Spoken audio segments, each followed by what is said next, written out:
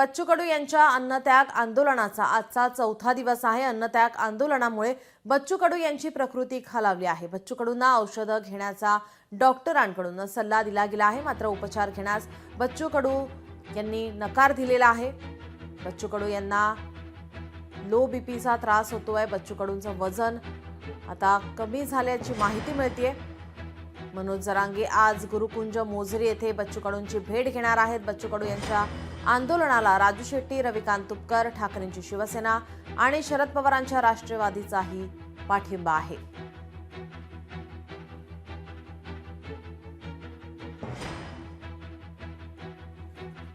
बच्चू कडू यांची प्रकृती ही खालावली आहे। अन्नत्याग आंदोलन बच्चू कडू करतायत। शेतकरी आणि दिव्यांग यांच्या विविध मागण्यांसाठी बच्चू कडू यांचं अन्नत्याग आंदोलन सुरू आहे। मात्र आता या आंदोलनामुळे त्यांची प्रकृती खालावली आहे। औषध घेण्यासाठी डॉक्टरांकडून सल्ला दिला गेलाय, मात्र बच्चू कडू यांनी औषध घेण्यास नकार दिला आहे।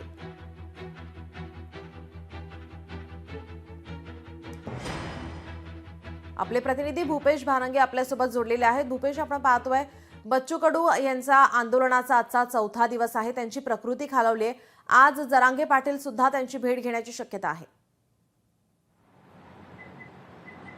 नक्कीच आज हा बच्चू कडू यांचा चौथा दिवस आहे। अन्नत्याग आंदोलन सुरू झालेलं आहे आणि चौथा दिवस आज तिसरा दिवस उलटल्यानंतर आज चौथा दिवस सकाळपासून सुरुवात झाली आहे। आंदोलन अजून सुरूच आहे, पण मात्र या आंदोलनाला अद्यापर्यंतही सरकारने भेट दिली नाही। त्यामुळे विरोधी पक्षांकडून आता पाठिंबा जाहीर झालेला आहे। त्यांची आता प्रकृती सध्या खालवली आहे। त्यांनी डॉक्टरांकडून औषध घेण्याचा नकार दिला आहे। त्यांच्याशी आपण बातचीत करूयात। काय सांगाल दादा, आपण आज हा चौथा दिवस आहे, सरकारकडे काय मागणी आहेत? सरकारकडून आम्हाला ज्या अपेक्षा होत्या, काल कलेक्टर जिल्हाधिकारी इथे येऊन गेले। हॅलो हॅलो जी, माझा आवाज आपल्यापर्यंत पोहोचतोय? बच्चू कडूजी, माझा आवाज आपल्यापर्यंत पोहोचतोय? हा, येत आहे जी, आपण आपला आंदोलनाचा आजचा चौथा दिवस आहे। आपण आंदोलन करतायत। शेतकरी आणि दिव्यांग यांच्या मागण्यांसाठी, विविध मागण्यांसाठी आपण हे आंदोलन करतायत। आपली प्रकृती खालावली। आज जरांगे पाटील तुमची भेट घेणार आहेत। सरकारकडून अद्यापही कोणी आपल्याला भेटण्यासाठी आलेले नाहीये। कलेक्टर काल येऊन गेले होते। कलेक्टरांनी पालकमंत्र्याशी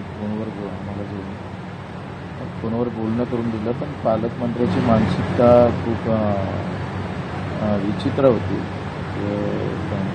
त्यांना असं कलेक्टर आलेले आहेत आणि आता आम्ही मिटिंग घेऊ आणि तुम्ही उपोषण सोडून टाका, म्हणजे दम दिल्यासारखेच उपोषण सोडू आम्ही तुम्हाला 5 तुम्ही काय करायचं या भूमिकेत पालकमंत्री काम केले। आज बरेच जरांगे पाटील असेल, रवीची पवार असेल, विविध संघटनेने पाठिंबा दिलेला आहे। ओबीसी संघटनेतून पाठिंबा दिला आहे। आपे यांनी पण काल जाहीर पाठिंबा दिला आहे। जरांगे पाटील स्वतः इथे आहे। एकंदरीत आमची भूमिका ठाम आहे। जोपर्यंत सरकार निर्णय घेत नाही, मीटिंगवर चालणार नाही, निर्णय घ्यावा लागेल। निर्णय घेतल्याशिवाय ते आम्ही आंदोलन घेऊ। आज किती वाजता भेट होणार आहे, बैठक होणार आहे, त्या संदर्भात काय सांगाल? अजून बैठकीचं काही आलेलं नाही आहे। सरकारकडून काल त्यांनी फक्त आश्वासन दिलं तर आम्ही बैठक घेऊ आणि तुम्ही उपोषण सोडा। त्याच्यावर आम्ही सरकारला आमची जबरदस्ती नाही आहे। तुम्ही या पद्धतीने जर उपोषणाकडे पाहत असाल तर त्यामुळे शेतकऱ्याची आत्महत्या व्हायला लागली। कालही राम ठाकरे नावाच्या एका 33 वर्षाच्या माणसाला आणि एकंदरीत आम्ही जे प्रश्न उभे केलेले आहेत रोज जीवन मरणाचे त्यांचे प्रश्न आहेत। आता MRHSमध्ये काम करणाऱ्या महिलेला 300 रुपये रोज कसं जगणार आहे? तुमचा फायदा आहे कामगार याकडे किमान वेतन हे 14,000 रुपये पाहिजे आणि तुम्हीच MRGच्या मजुराला फक्त 9,000 रुपये महिना दिले. शेतकऱ्याचा अपघातून मरण पावला तर पैसे भेटतात, शेतमजुराला भेटत नाही. शेतमजुरांचं स्वातंत्र्य मंडळ असलं पाहिजे, वेगवेगळ्या जातीचं आपण केलं, पण त्या शेतकऱ्यांना अजूनही कोणती, मजुरांना अजूनही कोणती योजना नाही. ह्या सगळ्या गोष्टी फार पूर्वी व्हायला पाहिजे होत्या आणि अजूनही सरकार करायला तयार नसेल तर आम्ही आमच्या भूमिकेत जी, काल आपली शरद पवार यांच्यासोबत सुद्धा बातचीत झाली. त्यांनी आपल्याला फोन केला होता. आपल्यासोबत त्यांनी या आंदोलनासंदर्भात माहिती त्यांनी जाणून घेतली आहे. पवार साहेबांनी पूर्ण माहिती घेतली आणि त्यांनी सदिच्छा आम्हाला शुभेच्छा दिलेल्या आहेत.